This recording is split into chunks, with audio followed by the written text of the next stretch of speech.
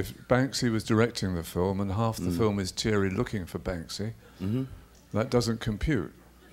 Well, I don't follow that logic, actually. What happened was that Banksy came to us with the idea, and then he kind of left us alone for a while because we had a lot of work to do with the rushes, and he kind of gave us a lot of room with that to find the story.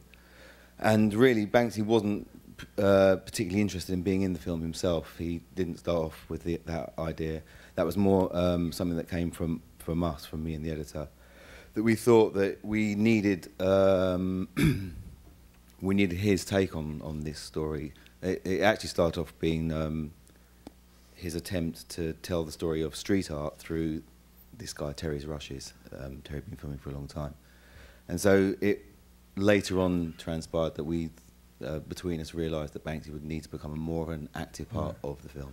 But Thierry had been filming on his own beforehand, or was he set in motion by Banksy? Oh no, I mean Terry had been filming for 10 years. Terry had been filming for years and years before he met Banksy. Right, so then you and Banksy came involved much later on. What really happened was that Banksy became the kind of the ultimate quarry of Terry, and the scene we saw was Terry finally gaining access to this mysterious person.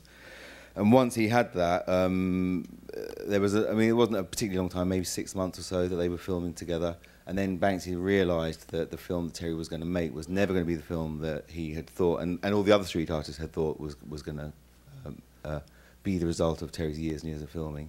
So Banksy and you took it over, and yeah, in fact, I mean Banksy came up with the idea of taking over the film, and then sometime later he approached me to. I mean, what do you think when people do say this whole thing is a kind of joke?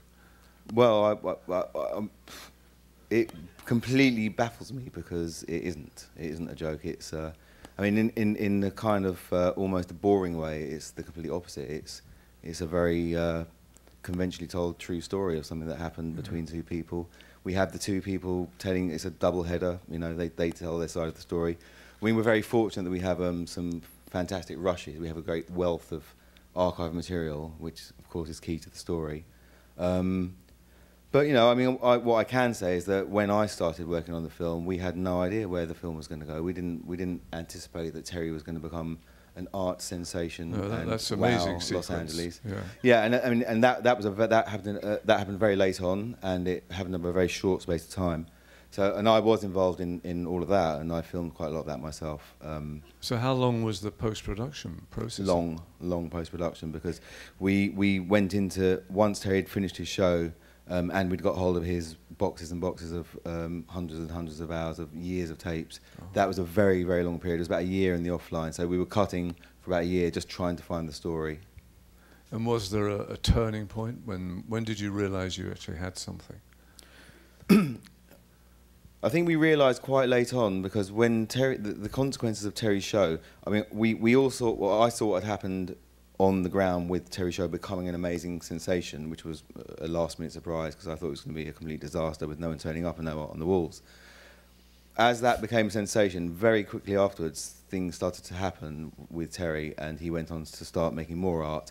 But it took probably another 6 months for us to realise that we had something, and I think that was when it took us a long time to realise that Terry's boxes and boxes of tapes yielded not just an interesting story about a movement, but probably a more compelling story about the man who'd made who'd been doing the filming, and also the world kind of, you know, the story was happening in the real world. Terry went off, and I mean, when we heard that Madonna had commissioned Terry to do her album cover, we literally all fell off our chairs. We couldn't believe it. We simply couldn't believe. And of course now people think the power of Banksy is so great that he somehow influenced Madonna to make Terry. You know, all of these things that were happening in the real world were a revelation to us, and nothing that we'd ever expected. Is he pleased with the film? Banksy? Yeah. Yeah, I think he's very pleased with the film. Yeah. But he won't be showing up. Not as far as I know. Oh, okay.